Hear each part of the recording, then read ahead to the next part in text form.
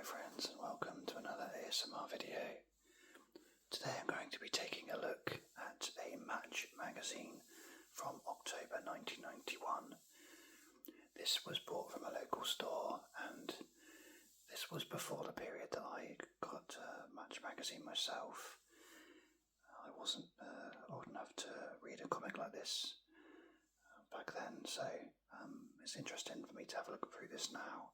I've already looked through one more in line with one I would own when I was old enough to on a previous video. But this is going back before the Premier League. This is the 91-92 season, so this would be the year before the Premier League and when football really did change. Personally, I'm not sure it changed for the better, but it certainly changed. So we can see on the front cover it's 55p, this magazine. Comic magazine, whatever. Still on Tuesdays, it says, and the big star on the front is Gary Lineker, who then was still with Spurs before he moved to Grand Passat in Japan and basically didn't really do anything. So he was still the big star, England's great striker, record goal scorer. Although he may not have been when this was published, but he must have been soon afterwards. Anyway, I digress. Let's take a look at the magazine. Nice and colourful. One thing I will point out straight away, actually, when I compared this magazine, the feel of it compared to the one a few years later, that one felt a bit more glossy, slightly on the front cover. This one's just, I don't know, just a bit cheaper feeling, but actually I prefer it. It feels, I don't know, it just feels more real.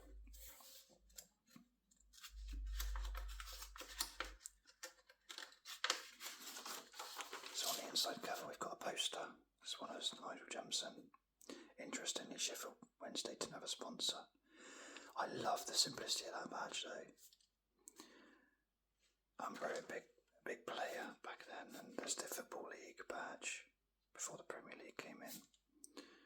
A poster there on the inside cover, but you'd have to be a mental case to actually rip that out and put it on your wall. In my opinion, anyway. I wouldn't want to take the front cover of my magazine because I used to keep them all. So we've got a feature of Match which I have to say stayed all the way through my time of reading it, in that exclamation marks after pretty much everything.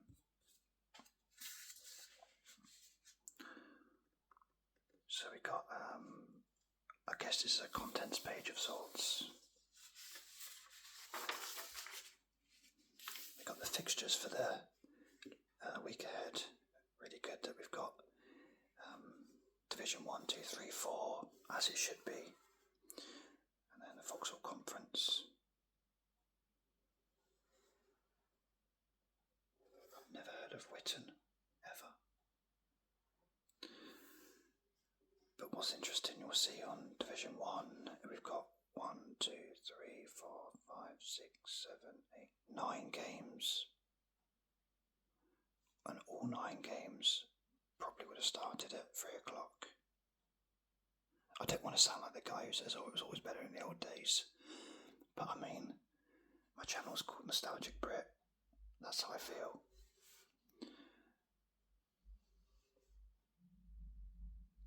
You can see the one game that isn't on there is this one here. Giggs versus McManaman. Man United v Liverpool.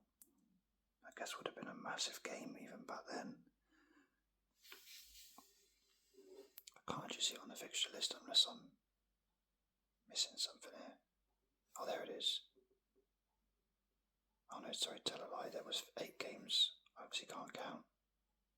Hang on.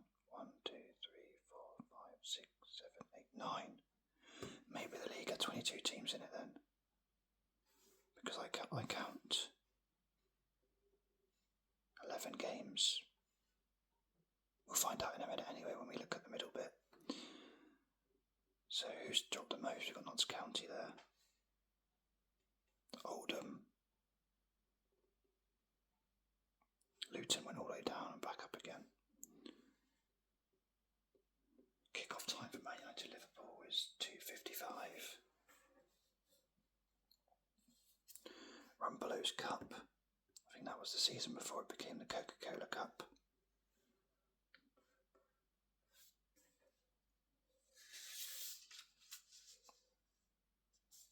Two really amazing players back in the day. Really exciting.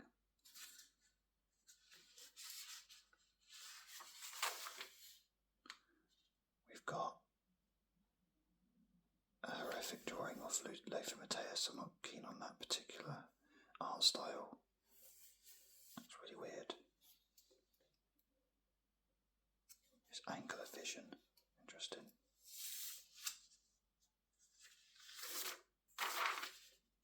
We got some sports gear there.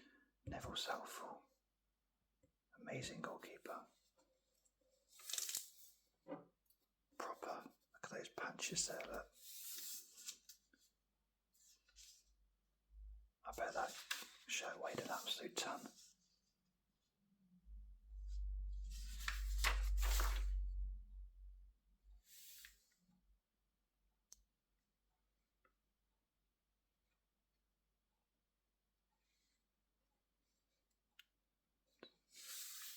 Article about how close you can get to the players in your club. Would have changed a lot since then. Chelsea's ground especially has changed. You'd need your binoculars behind the goals at Chelsea Stamford Bridge, where there is another 40-yard stretch between the fans and Gary Dixon. I don't know if you guys have seen a picture of Chelsea's stadium in the early 90s, but I honestly suggest you Google it. It's amazing. Behind the goal, so this is the pitch. Behind the goal, you have a massive.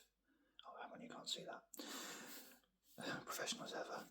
So, if this is like the middle bit is the pitch, behind the pitch is like that, and there's like cars parked in there. Honestly, there's like cars parked behind the goal in this gravel bit. It's insane.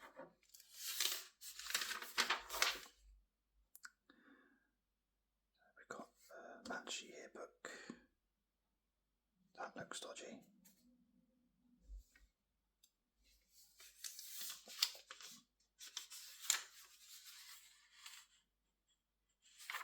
Leave this page where Mum and Dad can see it, and you might get a match yearbook for Christmas.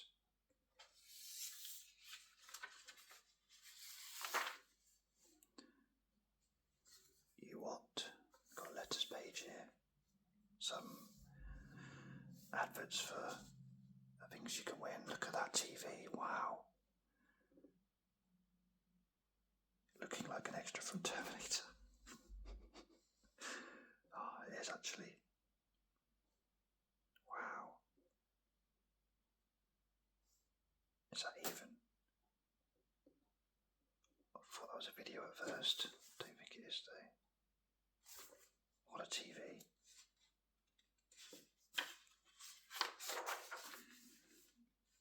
So I've got some random. I guess this must have been going through the whole alphabet, maybe. It's been going a long time. We've got match facts in the middle, which is that. That takes up a huge part of the magazine. Actually, no, it doesn't. Sorry. It felt like a really, really thick bit, but actually, we've got posters in there.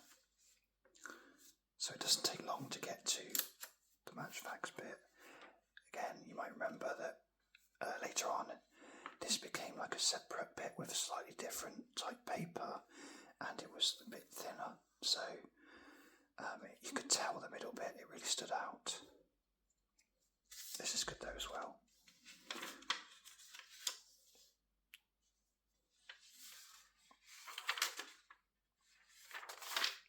I used to like this, and you could see it gave you a little bit of a description about the goals, how they went in.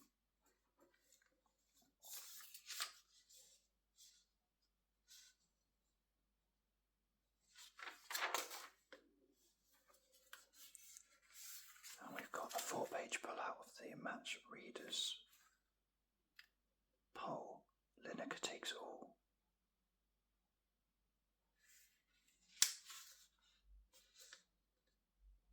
let's take a look at this then, shall we?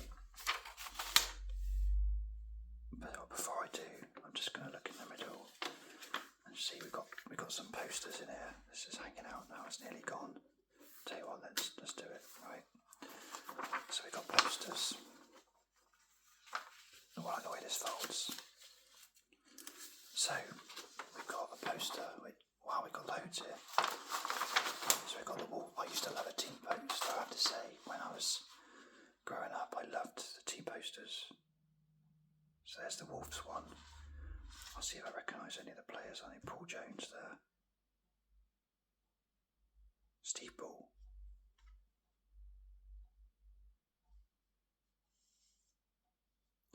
I can't even tell you which league these were in, but I'm guessing possibly first or second, maybe. Then we've got Grimsby. Footballers really did look old. I mean, look at that guy there.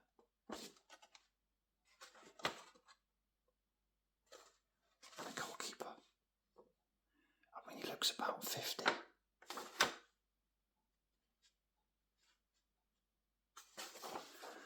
And we've got Bury, who unfortunately don't exist anymore, at least not in there as they did.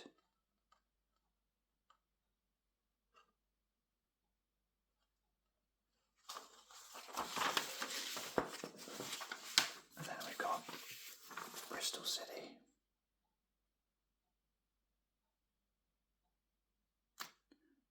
I'm not keen on there. Looking slightly away from the camera angle there, I don't think that works. And we've got York City. What camera have they used to do that one? That's terrible. Oh my goodness, I don't know if it comes across well on the picture or not, on the video, but it's a really bad quality picture compared to the other ones. And on the back, we've got Queen's Park Rangers. I definitely can know a few of these players, of course. Ferdinand Wegley, Skate School, Darren Peacock with the long hair.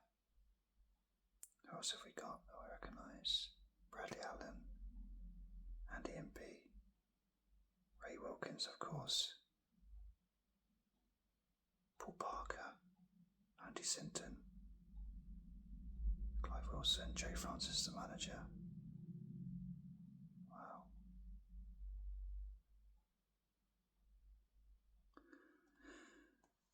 So, I'm just going to check what these teams were in,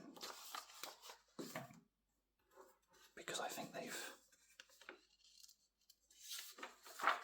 really sort of been quite diverse in their teams. They've got, where's it gone? I don't know where the tables are.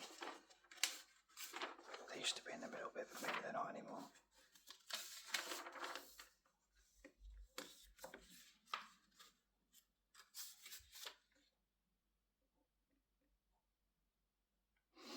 That's interesting. Yugoslavia topped the group there for the European Championship qualifying. Of course, they didn't end up going, and Denmark went instead and went and won it.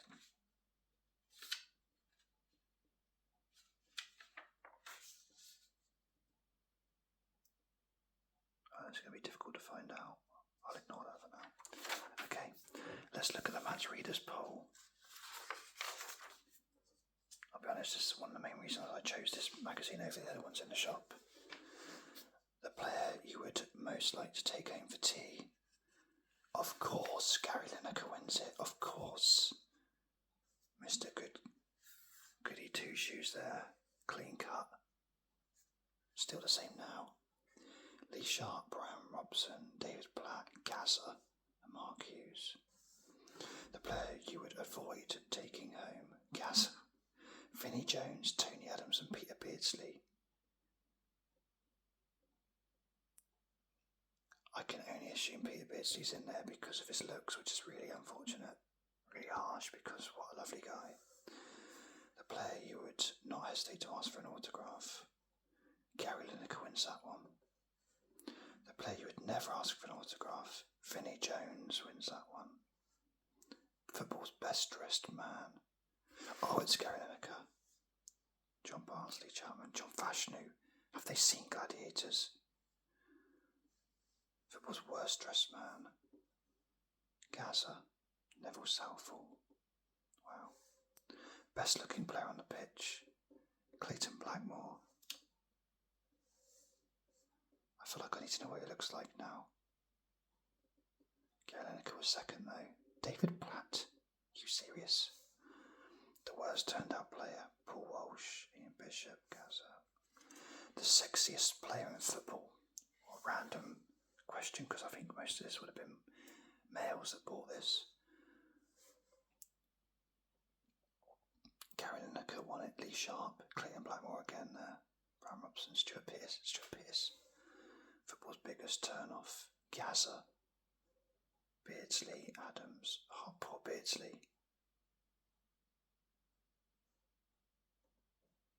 There's a theme going on here. Football's cheekiest player. Gaza. Wow, 82%. Paul Merson. Bruce Grobbelaar. Football's worst personality. Vinnie Jones. Adams. Gaza. McMahon. Burrows. Must be because he's boring, maybe. Vinnie Jones has not got good personality. Most intelligent player. Gaza. Yep. Alan Smith, of course, he was clever, went on to punditry. Least intelligent. Gaza. Vinnie Jones. Beardsley and Adams. Football's loveliest legs. What is going on here? Gary Lineker. Clayton Blackmore. Okay. Paul Stewart. Football's worst pair of legs. Gaza. Jim Layton. Peter Reid. Oh dear, oh dear. Football's trendiest haircut. Chris Waddle. Oh dear. Oh, I think he had a mullet at this point, didn't he? Maybe he just grown it out, I don't know. Sharp. Tony Daly. Merson. Bishop. Gaza. Football's not so happening hairdo. Gaza. So basically they're saying like best and worst in each of these generally. So okay. Football's best player. Brian Robson was the best player apparently. Lineker, Barnes, Gaza, Platt, Walker. Worst player.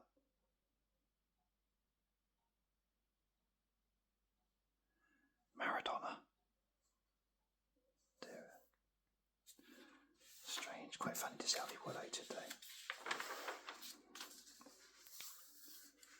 Football's most clapped out team coach. Okay.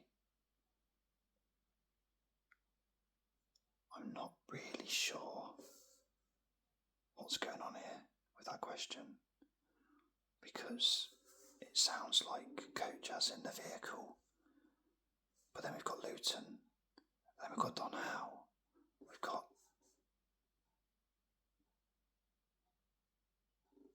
I'm not sure what's going on with that question. I don't really understand it. Football's most approachable manager. You can only just read that. That's terrible font choice. Terry Venables, Brian Clough, Graham. Oh, I'm not sure about that. I'm not sure at all. Soon as approachable. Ferguson, George Graham. Most unapproachable, Brian Clough. So he happens to be the second most approachable and the least approachable at the same time. The league's worst. Well, you can't see that. The league's worst ground. The Dell.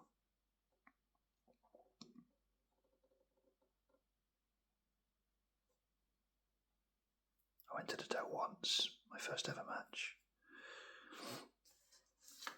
Thought it was alright.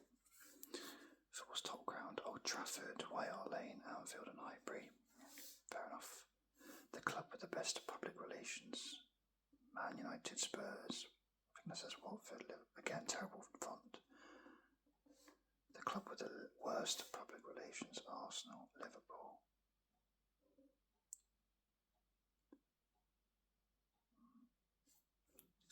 Interesting. Look at that match fact. Ian Wright scores a hat-trick on his debut for Arsenal. Wow.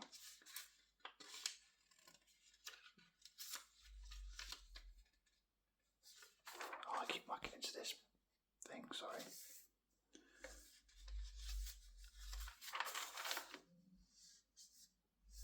Okay, we've got League Cup spotlight there.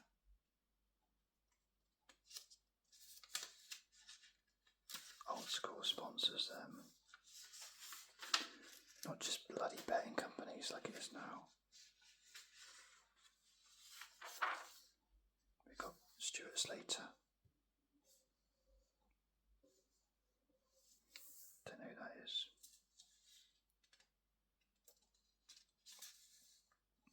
Got some quizzes, I think. Jokes.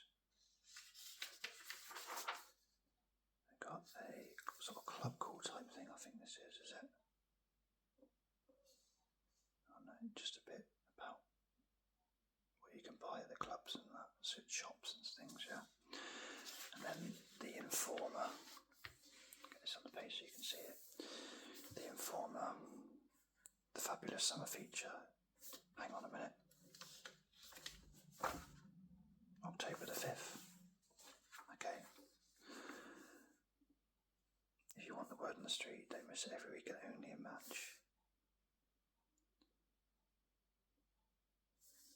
Arsenal buy Crystal Palace, striker Ian Wright for a club record 2.5 million. Absolutely money well spent.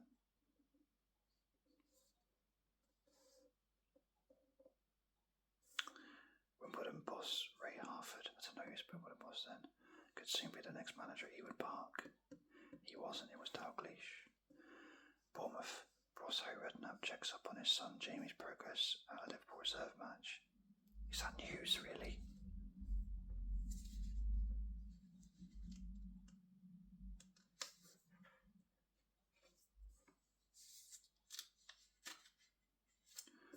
What else have we got here?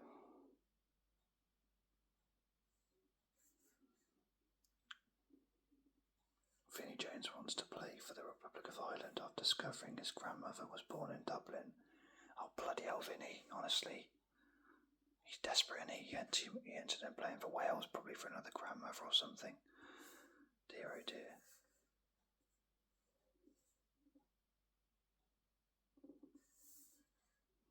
Anything else?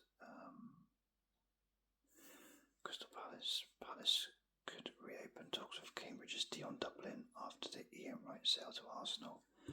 Of course, he went to Man United instead and had a great career. Palace could swing Wimbledon's John Fashion, who exchanged Mark Bright. That didn't happen.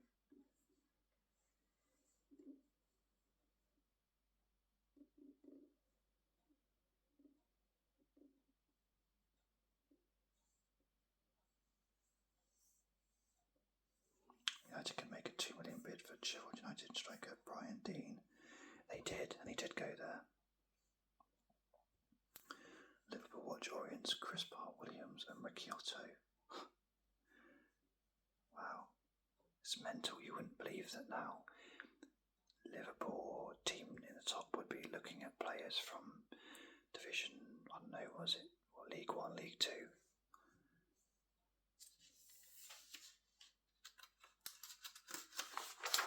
What else have we got here? Man City is struggling at Southampton. Man City's team places under threat after being substituted in 4 of his last 6 games for the Saints. It gets worse than that, mate. You get substituted for Ali Dair later on in your career. Lovely kit, that. Hummel, they make such good kits. I don't like the sponsor. That looks awful with the black. But other than that, a very nice kit. And of course, he did not struggle in the end. Within 4 or 5 years, or less than that even, one of the best players in the Premier League.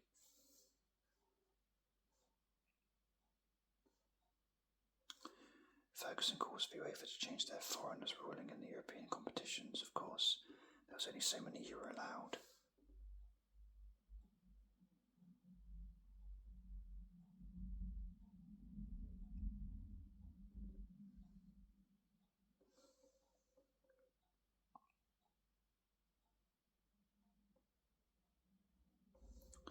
Tripled Newcastle with $5 million in debt and in the second division relegation zone. It all comes very good for them within a year or so.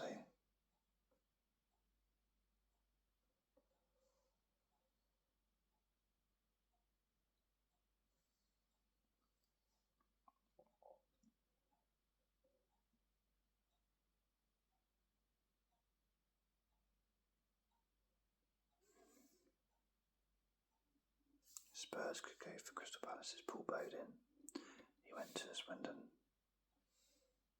Missed that penalty for Wales against Romania when they didn't quite qualify for the World Cup in '94. The Hammers check out Liverpool's Jimmy Redknapp. Hang on a minute, he's only just gone there.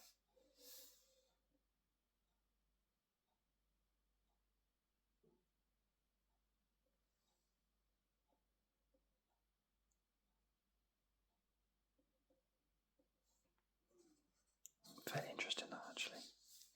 Swap shop. So we've got some here. I'm going to have to get closer to this to read them. This is where you used to be able to advertise what you want to swap, and you're going to offer something for other readers and they can get in contact with you. And you do a swap, so let's have a look. I'm not sure what you can see there. Someone from Cyprus there, that's optimistic.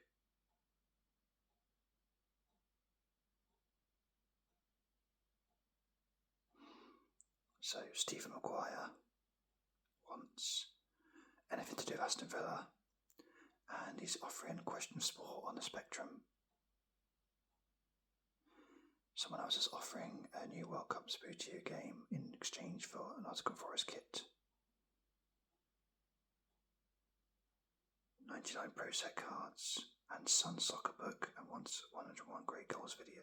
I wonder if any of these were ever successful. This is absolutely mental.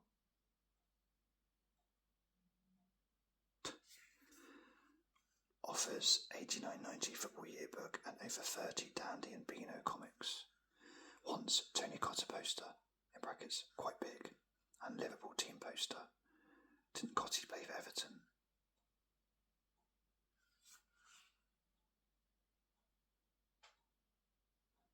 Sensational. I'd love to know if any of them were successful. Not just that week, but any week.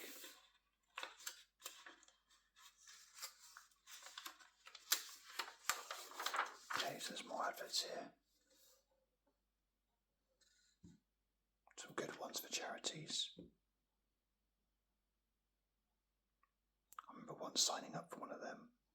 I remember getting a joke catalogue and I think I ended up with some rubbish like a whoopee cushion or something.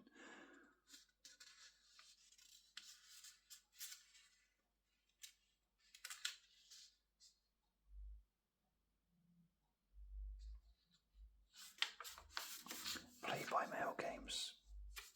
Had a go at that once as well. So this is an interview with Paul Parker.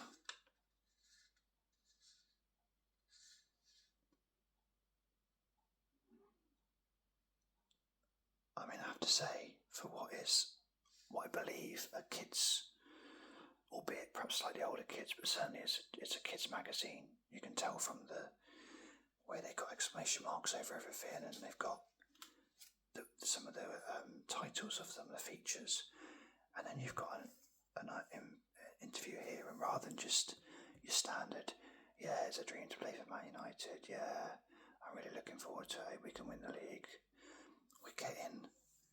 When I saw I was over the limit, I became a nervous wreck. They're talking about drink driving and things.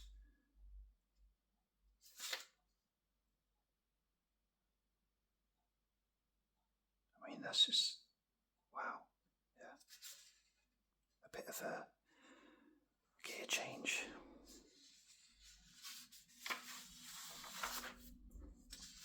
So we're near the end of the magazine now. We've got what used to be one of my favourite features, looking at what you get next week. And there's a few teams that you get the posters of again. Again, just seems to be very random. And some Panini cards, which of course I've done in a video.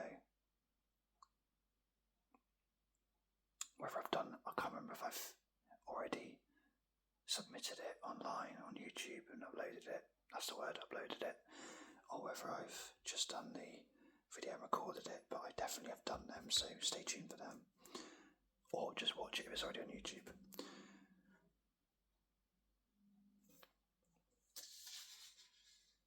And then a nice action shot.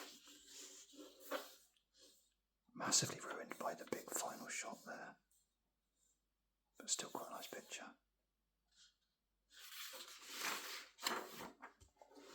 And then an advert on the back for Match Poster Special.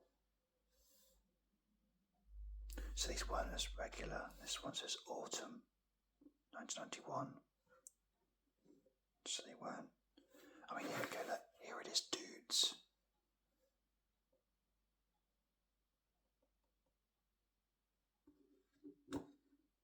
And yet you're talking about drink driving on the previous page. Strange. Another thing I said in the previous video, and I stand by it, I mean, 23 brilliant colour posters, right? Now, the chances are they're reversed, so you can't get 23, the most you'll get is 11, maybe. And for that they want 99p. I presume there's almost no articles, anything to read in this, but they want 99p for it, which is nearly twice the price of this, which is a really good magazine. I've really enjoyed looking through it. It's got lots of information. It would take a kid a week to read that probably, or you'd get a week's worth of entertainment out of it for 55p. So unless you're desperate for that particular person on your wall, I just can't see the logic to wanting that. This, however, was really fun to go through. I really enjoyed looking at it. I hope you guys did too.